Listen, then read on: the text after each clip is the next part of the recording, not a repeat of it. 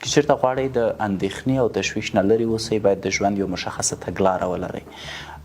که څوک ما عملیاتوي، زما مور یي، که مې غور نیکه یي، که هر څوک یي چې ما ته لاس راکړي خو زه هغه درد زغمم او چغې به وهم، هغه درد نشي دوا کوی. که زه چېرته په شدید شکل باندې خفه اوسم د دې د خاطره چې پیسې نه لرم او هر څومره په چیغو چیغو وخاندم زما ژوند نه بدلیږي.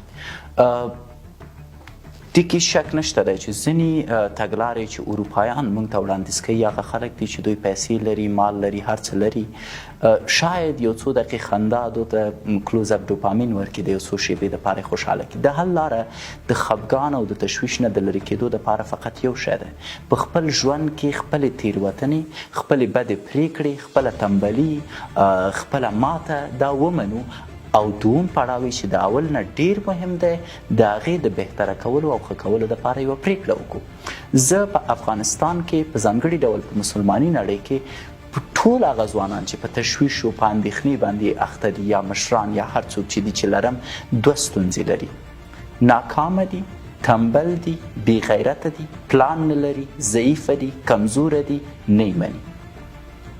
په جیب کې د یو خان یوه روپۍ نشته دی، کور ته یې ملګري راځي 3 چرګه ورته حلالوي، سبا ته بیا ژاړي چې ډوډۍ نه لرم. مه یې کوه، ولې کوي؟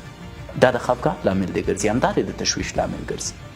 یو هلک دی په خپل پلار نه به یې 100 روپۍ په غلا اخیستي، دلته به راځي ملګرو ته به سوپ اخلي، خرابات به کوي. مه یې کوه. یوه جنۍ د مور و پلار به ورته وایي چې لاړ شه مکتب ته یا پوهنتون ته، دی به مکتب او پوهنتون ته ځي خو 10 ساعته 12 ساعته به هلک سره په چټ کې تېروي. هغه هلک چې فقط غواړي دې نه سوء استفاده وکړي او کله چې په مکتب کې ناکامه کیږي یا په پوهنتون کې بې نتیجه کیږي خفګان پیدا کوي، بیا ځان نه ملامتوي، نور ملامتوي. پس لومړی ومنئ چې تاسو په خپل ژوند کې صحیح پرېکړې نه دي کړي، ومنئ چې تاسو خپل ژوند په خپله تباه کړی، هیڅ بل څوک د خپل ژوند د تباهۍ دپاره مه ملامتوئ. هر کار چې تاسو سره شوی د خپله لاس هم شوی. کله چې دا موضوع ومنله، کوم چې افغانان په سختۍ مني، دوم پړاو د هغې د ښه کولو دپاره یوه لاره پیدا کوي.